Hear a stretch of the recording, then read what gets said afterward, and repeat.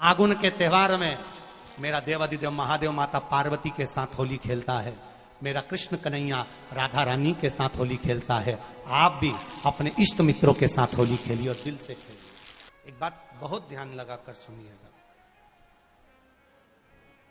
एक बेलपत्री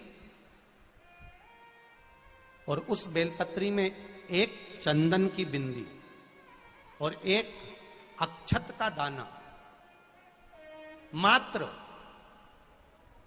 रखकर भी अगर शिवालय पर चढ़ा दी जाती है,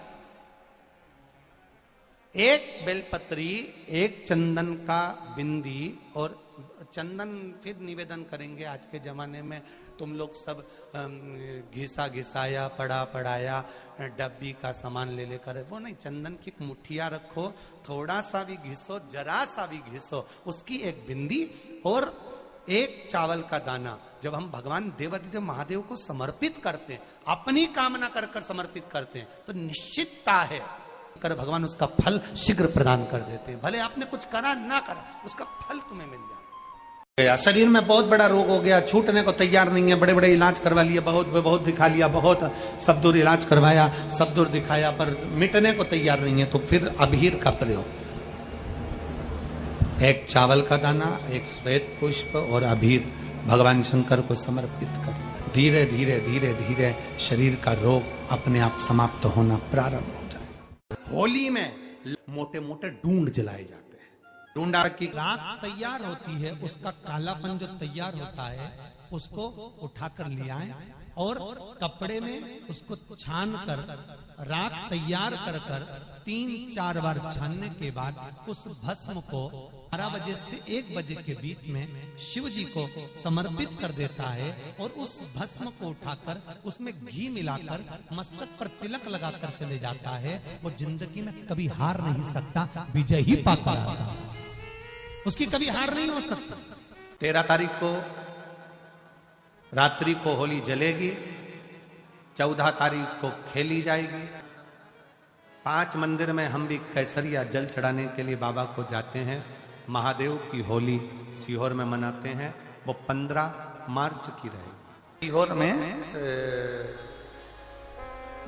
महादेव की होली होती है। आप लोग आए हो कभी? जैसे तुम्हारे ब्रज में होली होती है, ऐसी हमारे सीहोर में जिस दिन होली जलती है उसके दूसरे दिन नहीं, होली जल के दूसरे दिन तो द्रोणी होती है, उसके दूसरे मतलब जैसे आज होली जली है तो कल हमारे यहाँ महादेव की होली नहीं होगी, परसों होगी, ऐसा होता है। मतलब एक दिन बीच में छूटता है, क्योंकि उस दिन तो लोगों को सबके अपने अपने परिचितों के यहाँ जाना पड़ता है, कहीं कोई गमी में जा रहा है, कोई होली खेलने जा रहा है, कोई कुछ करने जा रहा है, तो उसके अगले दिन हमारे यहाँ महादेव की होली होगी। मैं सबसे निवेदन करूंगा, कभी मौका लगे तो हम सूचना देंगे आपको, सीहोर की कथा में बोलेंगे, तो कभी मौका लगे तो एक बार महादेव की होली खेलने के लिए आप सीहोर कभी मौका लगे, तुम ब्रज की होली तो बहुत खेले होगे, एक बार महादेव की होली खेलने सीहोर आओ। हमारा कुबेरेश्वर बाबा भी होली खेलता है, ऐसा रंग में रंगता है कि वो फिर रंग कभी छूटता ही नहीं। एक ही दिन करते हैं वहां, बस एक तो कभी अपने स्वभाव को नहीं बदलना। हम भी उसमें रहते हैं, पूरी होली में आपके साथ में गुलाल खेलने के हम भी साथ तुम्हारे साथ साथ चलते हैं, क्योंकि हम 5 महादेव के साथ होली खेलने के लिए उस दिन निकलते हैं। 5 महादेव, उस दिन हमारा नियम रहता है 5 महादेव के मंदिर जाना है, उनके साथ रंग खेल कर आना। 5 महादेव के साथ जो रंग खेला वो जिंदगी में पंचम इंद्री हो, चाहे वो कर्म इंद्री हो, चाहे वो ज्ञान इंद्री हो, चाहे वो मन रूपी इंद्री हो, ये सब भगवान के रंग में रंगी रहे, इसलिए हम 5 महादेव के साथ होली खेलने के लिए उस दिन निकलते हैं। कभी आपको मौका लगे तो आप अंदाजा लगाना, जो सीहोर के आसपास के हो या आसपास रहते हो, अगर छुट्टी मिल जाए तुम्हें होली के समय पर, तो उस समय पर स्मरण करना, जिस दिन होली जलती है उस दिन नहीं, उसके दूसरे दिन भी नहीं, उसके तीसरे दिन शिव तत्व सुबह हम जल्दी उस समय 9 बजे होली खेलने के लिए बाबा के साथ निकल गए। शिव तत्व अहम से, अहंकार से दूर हो जाओ, दिवाली तुमको थोड़ा सा अभिमान सिखा सकती है, रक्षाबंधन तुमको थोड़ा सा अभिमान सिखा सकती है, मकर संक्रांति तुमको थोड़ा सा अभिमान सिखा सकती है। कई माताएं मकर संक्रांति पर सामान बांटती है, कोई कहेगी मैंने चलनी बांटी, कोई के मैं बाल्टी बांटी, कोई के मैं डब्बा बांटी, मैंने तो ये बांटा, मैंने तो थोड़ा सा अहंकार सिखा सकती है मकर संक्रांति भी। रक्षाबंधन भी तुमको अहंकार सिखा सकती है, मैंने तो देखो चांदी की राखी बांधी, मैंने सोने की राखी बांधी, मेरे बहन ने साड़ी दी, मेरे भाई ने ये दिया, मेरे भाई ने, वो भी अहंकार सिखा सकती है। दीपावली भी अहंकार सिखा सकती है कि मेरे पर्दे इतने के लगाए, सोफा सेट इतने का लिया, बेडशीट इतने के लिए, मैंने घर में रंगोली ऐसी डाली, मैंने गुजिया पपड़िया ऐसा बनाया, वो भी अहंकार सिखा सकती है। सारे त्योहार अभिमान सिखा सकते हैं, केवल एक होली ऐसी होती है जो अहंकार से विहीन सिखा सकती है। मालूम नहीं पड़ता व्यक्ति की शान क्या, सत्ता क्या, शोहरत क्या, कौन हो तुम, वो रंग में डूबे हुए हो। बस शिव तत्व वही कहता है, इस महादेव के रंग में एक बार अगर डूब गए तो फिर तुम उस रंग में रंगने के बाद दूसरा रंग तुम पर चढ़ता नहीं है। निवेदन है, अगर किसी को कलर लगा रहे हो, रंग लगा रहे हो, या किसी को रंग में डुबो रहे हो, या किसी को रंग लगा रहे हो, तो हम जिसको रंग लगा रहे हैं इतना विचार जरूर करना कि इसके साथ जिंदगी में हम कभी अपना रंग बदलेंगे नहीं, इसको और गहरा करते चले। कलर लगाओ, खूब लगाओ, गुलाल लगाओ, खूब लगाओ, पर जिसको रंग लगा रहे हो उसमें एक प्रेम का रंग भी जोड़ो कि हम आखिरी तक ये रंग ना बदले, ये रंग ना बदले। समय बदलता रहेगा, जीवन बदलता रहेगा, पर आज के मनुष्य भी अपना रंग बदल रहे। होली आ रही है, लगी नहीं रिया की होली जैसा है।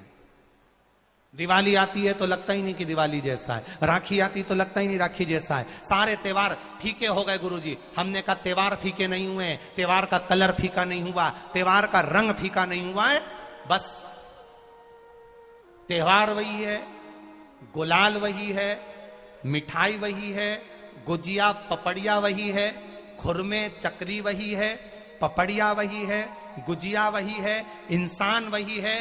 बस बाजार में से जो रौनक समाप्त नहीं हुई है, रौनक आपके भीतर की समाप्त हो गई। आपके भीतर इतनी ईर्ष्या भराती गई, इतनी ईर्ष्या भराती गई, इतनी ईर्ष्या भराती गई कि वो ईर्ष्या के कारण, उस अहंकार के कारण, उस अहम के कारण तुम एक दूसरे से मिलना पसंद नहीं कर पाते। पहले के लोग कहते थे हमारे यहाँ जब होली होती थी इतने लोग आते थे, मिलने जाते थे, गुलाल लेकर जाते थे। आजकल तो कोई दिखता नहीं है। कारण केवल इतना सा है, तुम्हारा अहंकार, तुम्हारा ईगो, तुम्हारा अभिमान तुम्हें अपने घर से बाहर नहीं निकालता। तुम घर से बाहर नहीं निकलते अपने अहंकार के कारण, अपनी काया के कारण, अपनी अभिमतता के कारण। आप दूसरे से मिलना पसंद नहीं करते। जरा सा कोई ने कलर लगाया तुम्हें क्रोध आ गया, जरा सा किसी ने गुलाल लगाया तुम्हें गुस्सा आ गया, जरा सा कोई आया भाभी जी भैया जी करके गुलाल लगा गया, तुम न न न न न न न न न,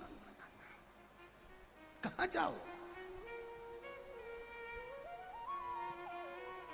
इतने वीआईपी हो गए, इतने वीआईपी हो गए, इतने वीआईपी हो गए कि अपने त्योहारों से भी दूर हो गए। मेरा निवेदन है, होली का त्योहार आ रहा है, उस फागुन के त्योहार में मेरा देवाधिदेव महादेव माता पार्वती के साथ होली खेलता है, मेरा कृष्ण कन्हैया राधा रानी के साथ होली खेलता है। आप भी अपने इष्ट मित्रों के साथ होली खेलिए और दिल से खेलिए। अरे सीहोर में, सीहोर जिले में एक होली होती थी। उस होली का नाम हमने पिछली बार बदल दिया था। कौन सी होली कर दी थी? महादेव की होली। पिछली बार हमारे सीहोर जिले में हमेशा होती आई थी वो होली, थोड़ा उसका नाम हमने चेंज कर दिया था तो उसको महादेव की होली कर दिया था। मेरे सीहोर जिले के रहने वाले सभी रहवासियों से, जिले भर के निवासियों से निवेदन करना चाहूंगा, वो पुरानी होली को बंद कर महादेव की होली नाम दिया गया है। शिव मंदिर में जाना है, चंदन का जल शिव जी को 1 लोटा चढ़ाना। एक बात अपनी जिंदगी में उतार कर रखो, शंकर भगवान को घी का दिया भी लगाओ तो तुम्हारे घर में जो असली घी हो, थोड़ा सा भले 1 बत्ती लगाओ, भले इतनी सी बत्ती जलाओ, पर असली घी की जलाओ।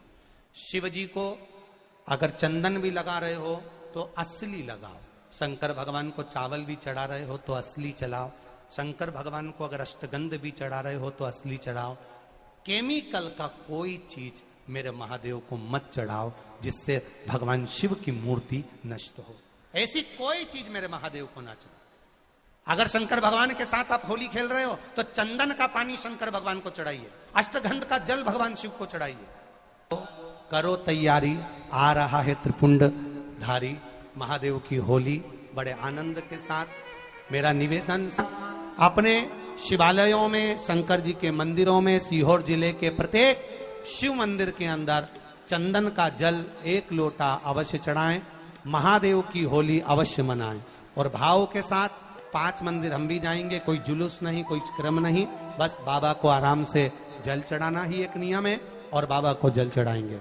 आप सब बड़े आनंद के साथ महादेव की होली का स्मरण करिए। महादेव की होली के दिन अष्टगंध चढ़ता है, चंदन चढ़ता है, अबीर चढ़ता है, गुलाल चढ़ता है, पर शिव पर रोली कुंकू नहीं चढ़ता।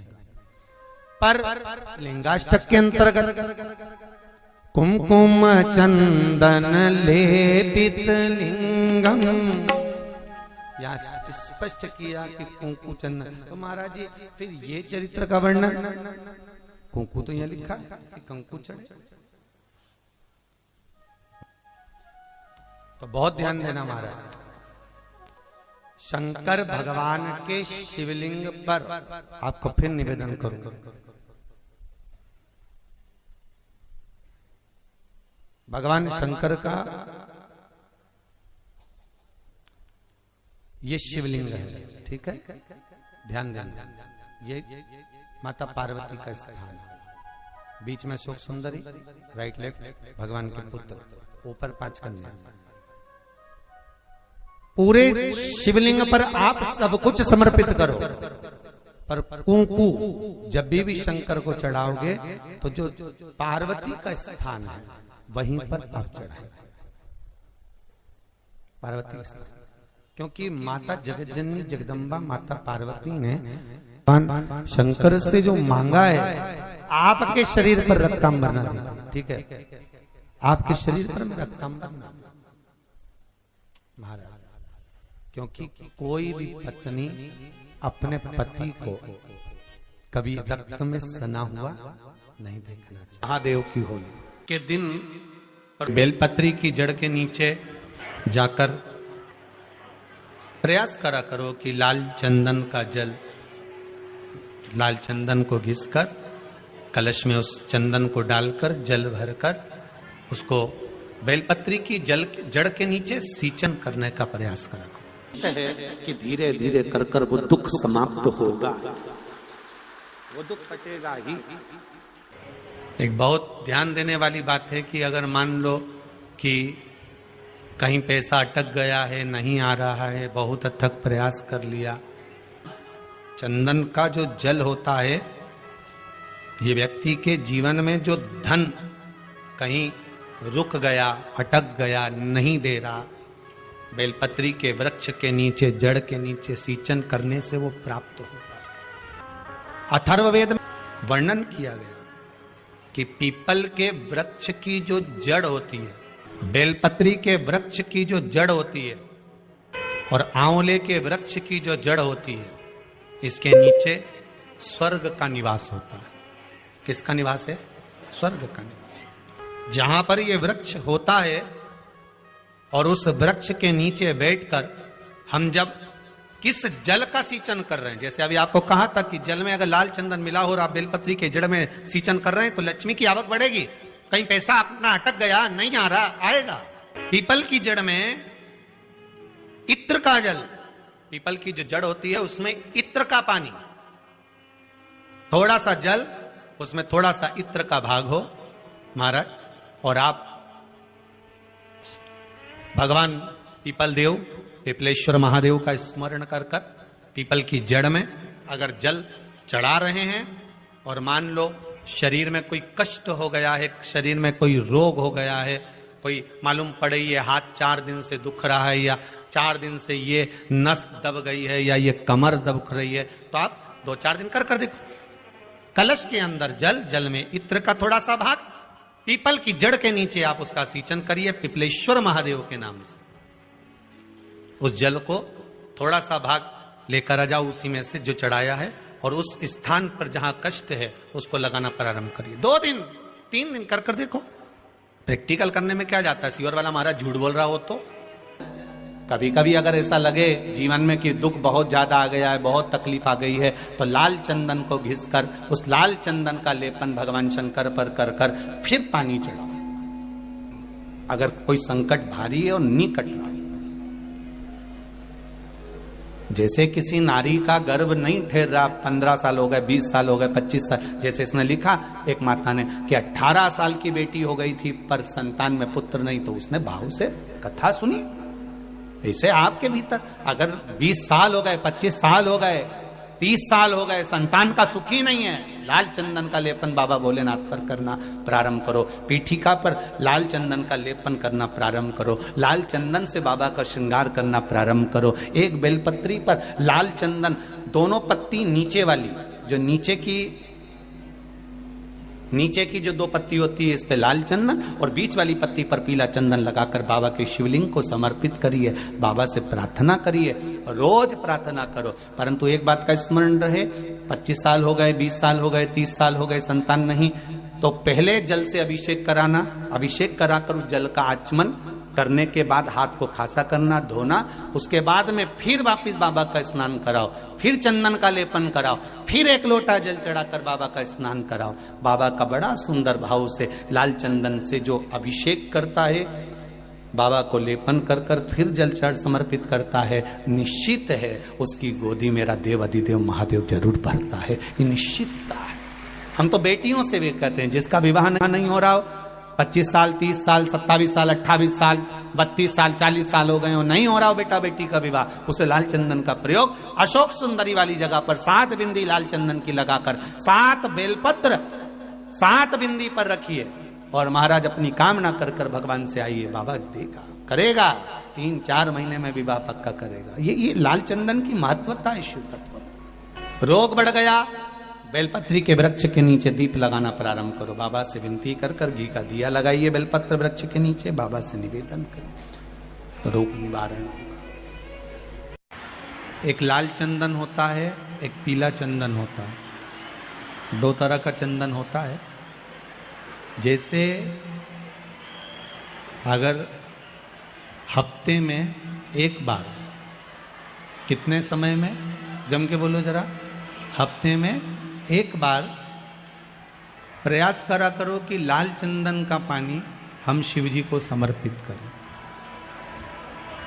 और लाल चंदन का पानी अगर शंकर जी को समर्पित कर रहे हो तो शिव मंदिर में चढ़ाने के बाद में थोड़ा सा पानी बचा हुआ किसी बेलपत्री के वृक्ष के नीचे समर्पित करो।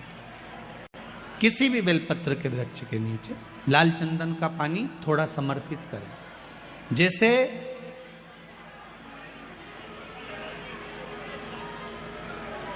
अगर बच्चों का विवाह नहीं होता है, शादी नहीं होती है, तो अपन लोग क्या करते हैं कि भाई एक बेलपत्री का जो पत्ता होता है, उस पत्ते के बीच वाली जो पत्ती होती है, उस पत्ती पर अपन केसर को घिसकर, केसर को घोलकर उस पत्ती पर अपन केसर का तिलक लगा देते हैं। और केसर का तिलक लगाकर जिसका विवाह नहीं होता, उसकी ये बीच वाली उंगली पर, ये बीच वाली पत्ती को अंगूठे से टच कर उसको रख देते हैं।